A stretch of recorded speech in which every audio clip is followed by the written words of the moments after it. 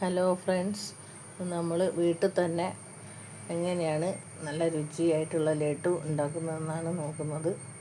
അതിന് വേണ്ടിയിട്ട് ഞാനിവിടെ എടുത്തിരിക്കുന്നത് 1 കപ്പ് കടലപ്പൊടിയാണ്. അത് അരിച്ചിട്ട് ഒരു പാത്രത്തിലേക്ക് ഇടാം. നമ്മുടെ കടലപ്പൊടിയൊക്കെ അരിച്ചെടുത്തിട്ടുണ്ട്. ഇനി അതിലേക്ക് ഒരു 1/4 ടീസ്പൂണ് ബേക്കിംഗ് പൗഡർ,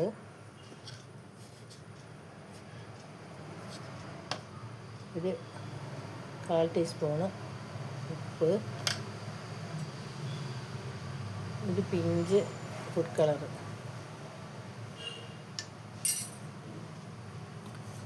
ഇതിലേക്ക് വെള്ളം ഒഴിച്ച് ദോശേൻ്റെ മാവിൽ അളവിൽ കലക്കിയെടുക്കാം. നമ്മുടെ മാവൊക്കെ നല്ലോണം കലക്കിയെടുത്തിട്ടുണ്ട്. ഇത് ഒരു 5 മിനിറ്റ് റെസ്റ്റ് ചെയ്യാൻ വെക്കാം. അപ്പോഴേക്കും നമുക്ക് ഇതിലേക്ക് വേണ്ട പഞ്ചസാര പാനി ഉണ്ടാക്കാം. 1 കപ്പിന് 3/4 കപ്പ് എന്ന കണക്കിനാണ് പഞ്ചസാര വേണ്ടത്.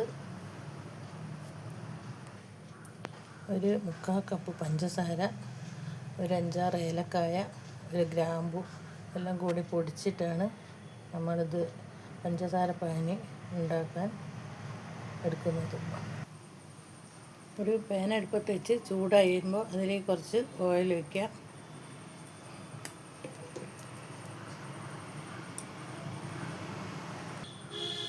ഇപ്പോൾ എണ്ണയൊക്കെ നല്ലോണം ചൂടായിട്ടുണ്ട്. ഇനി നമുക്ക് കലക്കി വെച്ച ബാറ്ററിന് ഓരോരോ സ്പൂണായിട്ട് ഇതിലേക്ക് വെച്ച് കൊടുക്കാം.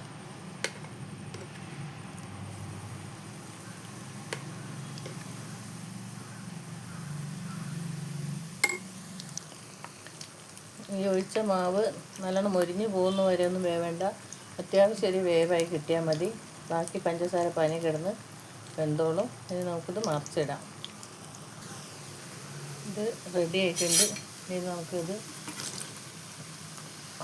അടുത്തൊന്ന് എടുത്ത് മാറ്റാം. ഇനി ബാക്കിയും കൂടെ ഇതേപോലെ തന്നെ റെഡിയാക്കി എടുക്കാം. പിന്നെ കടലപ്പൊടീൻ്റെ ബാറ്റർ മുഴുവനായിട്ട് പൊരിച്ചെടുത്തിട്ടുണ്ട്. ഇനി ഇത് നമുക്ക് ഒരു മിക്സീൻ്റെ ജാറിലിട്ട് ചെറുതായി പൊടിച്ചെടുക്കാം. അങ്ങനെ നമ്മൾ മിക്സിയിലിട്ട് എല്ലാം പൊടിച്ച് കൊണ്ടുവന്നിട്ടുണ്ട്. ഇനി നമുക്കിതിലേക്കുള്ള പഞ്ചസാര പാനി തയ്യാറാക്കാം. പഞ്ചസാര പാനി തയ്യാറാക്കാൻ ചീഞ്ചട്ടി വെച്ചിട്ടുണ്ട്. അതിലേക്ക് ഏലക്കയും ഗ്രാമ്പും കൂടെ പൊടിച്ച 3/4 കപ്പ് പഞ്ചസാരയാണ് ചേർക്കുന്നത്. അതിലേക്ക് ഇനി 1/2 കപ്പ് വെള്ളം കൂടെ. ഇത് നല്ലോണം മെൽറ്റായി വന്നതിന് ശേഷം നമുക്ക് പൂന്തി ചേർക്കാം. നമ്മുടെ പഞ്ചസാര പാനി ഒറ്റ നൂൽപ്പരിവായുണ്ട്. ആ സമയത്ത് ഇതിലേക്ക് ഒരു 2 ടീസ്പൂണ് നെയ്യ് ചേർക്കാം.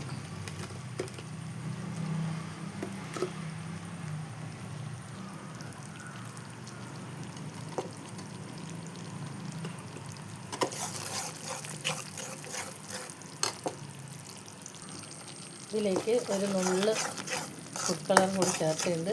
ഇനി നമുക്ക് പൊടിച്ച് വെച്ച കടലപ്പൊടീൻ്റെ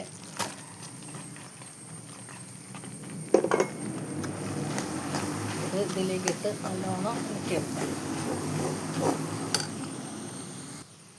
ഇത് നല്ലോണം ഇളക്കി മിക്സ് ചെയ്ത് വെച്ചിട്ടുണ്ട്. ഇനി ഇത് തണുത്തിട്ട് നമുക്ക് ഉരുട്ടിയെടുക്കാം. അപ്പോഴേക്കും തീ നല്ല വെച്ചത് ഓഫാക്കണം, അല്ലെങ്കിൽ കരിഞ്ഞു പോകും.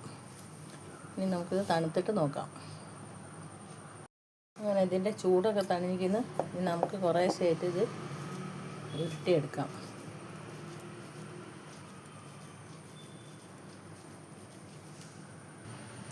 അങ്ങനെ നമ്മുടെ സ്വാദിഷ്ടമായ ലഡു ഇവിടെ തയ്യാറാക്കിയിട്ടുണ്ട്. എല്ലാവരും ഒന്ന് ട്രൈ ചെയ്ത് നോക്കണം. എന്നിട്ട് എൻ്റെ അഭിപ്രായങ്ങളൊക്കെ ഒന്ന് പറയണം. Thank you.